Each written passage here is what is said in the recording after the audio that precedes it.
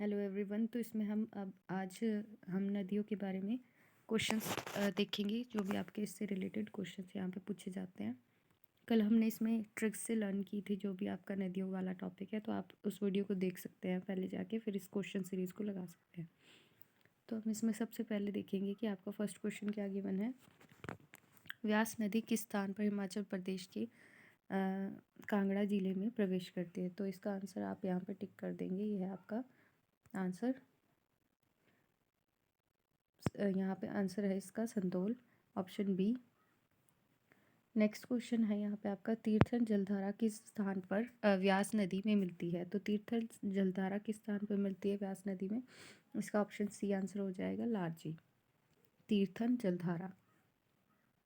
रावी नदी किस स्थान पर हिमाचल प्रदेश के चंबा जिले को छोड़ती है। तो ये हमने कल पढ़ा था, खैरी स्थान पर ये चंबा जिले को छोड़ती है।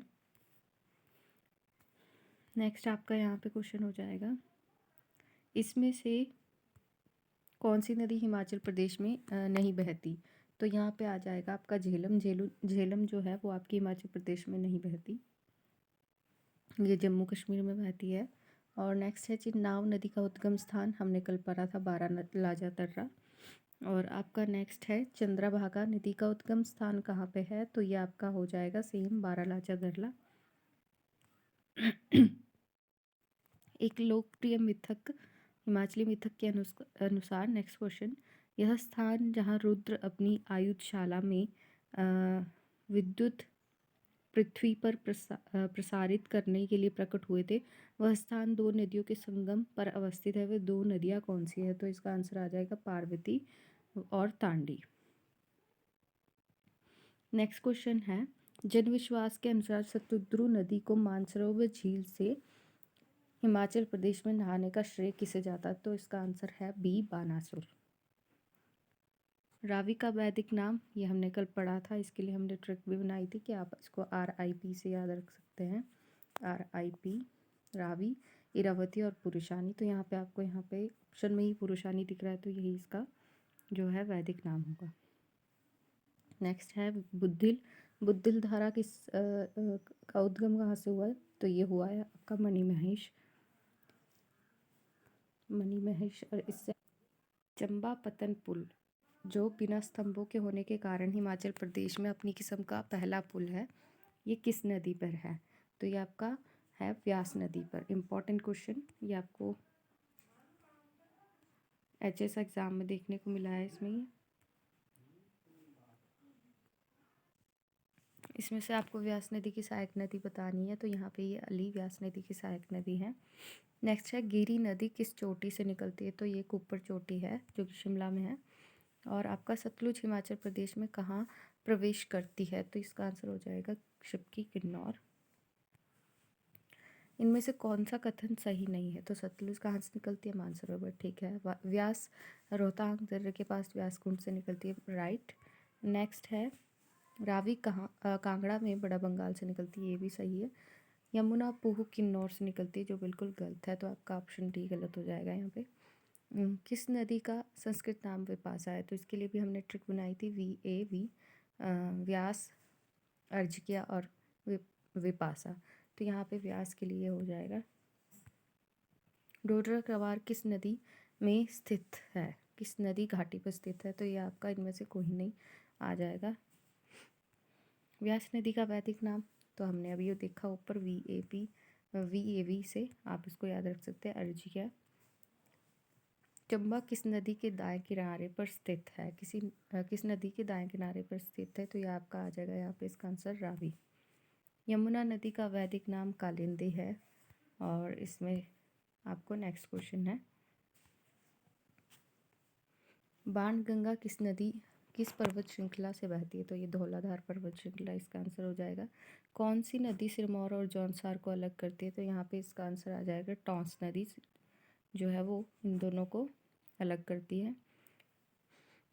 मालाहट खड्ड, गरनी खड्ड और हूम खड्ड किस नदी की सहायक नदियाँ हैं। तो ये स्वान नदी की सहायक नदियाँ हैं। भागा नदी का उद्गम स्थान, तो ये आपका सूरज ताल हो जाएगा। कौन सी नदी यमुना की सहायक नदी नहीं है। तो ये आ जाएगी आपकी बसपा।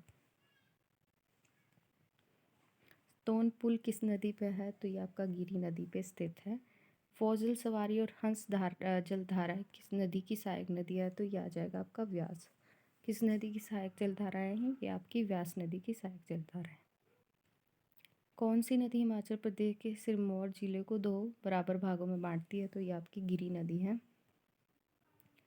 निम्नलिखित जलधाराओं में से कौन सी जलधारा स्पीति नदी की सहायक नदी है? तो यहाँ पे तेंगपो जो ऑप्शन है वो आपका करेक्ट हो जाएगा। स्थानीय लोग हिमाचल प्रदेश की किस नदी को दुख का दरिया कहते हैं? तो इसका आंसर हो जाएगा आपका स्वां।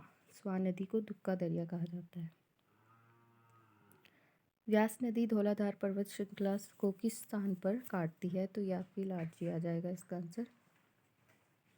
गच्छ जल विद्युत परियोजना किस नदी बेसिन पर स्थित है? तो ये आपकी व्यास नदी पर स्थित है। व्यास नदी किस जिले से होकर नहीं बहती? तो व्यास कुल्लू में भी हमें देखने को मिलती है, कांगड़ा, मंडी, बट यहाँ बिलासपुर से नहीं बहती, तो इसका आंसर बिलासपुर हो जाएगा। रामपुर कस्बा किस नदी के किनारे स्थित है?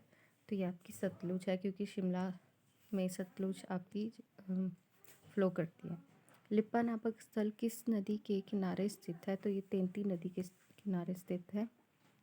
सतलुज तथा बसपा नदियों का संगम स्थल कहाँ है? तो ये कड़छम में है, सतलुज और बसपा नदियों का संगम। सुप्रसिद्ध स्वाखड़ हिमाचल प्रदेश के कौन से जिले में है? तो ये आपका ऊना जिला। पौंग बांध किस राज्य में है? ये आपका ऑब्वियसली हिमाचल प्रदेश में कांगड़ा में होएगा। हिमाचल प्रदेश में कौन सी प्रमुख नदी कांगड़ा और कुल्लू घाटियों में निर्मित है? तो ये व्यास नदी। नेक्स्ट क्वेश्चन है, पौंटा साहिब गुरुद्वारा किस नदी के किनारे स्थित है? तो ये आपका यमुना है, यमुना नदी के किनारे यह स्थित है। रावी नदी का उद्गम स्थान, तो हमने ये पहले भी पढ़ा है, बड़ा बंगाल। और आपका नेक्स्ट है, हिमाचल प्रदेश की सबसे लंबी नदी कौन सी है? तो ये सतलुज है। कौन सा खड्ड कांगड़ा जिले से होकर बहता है? तो ये आपका बाण गंगा। तो अब इसमें हमने ये क्वेश्चंस करे हैं जो कि आपका नदियों से रिलेटेड थे। तो इसमें आपका जो भी इम्पोर्टेंट क्वेश्चंस हैं हमने देखे हैं, तो जो कि आपके HP TGT PGT एग्ज़ाम्स के लिए इम्पोर्टेंट रहेंगे। और टॉपिक वाइज आप टॉपिक पढ़िए, फिर आप क्वेश्चंस लगाइए, तो आपको इससे बहुत हेल्प मिलेगी।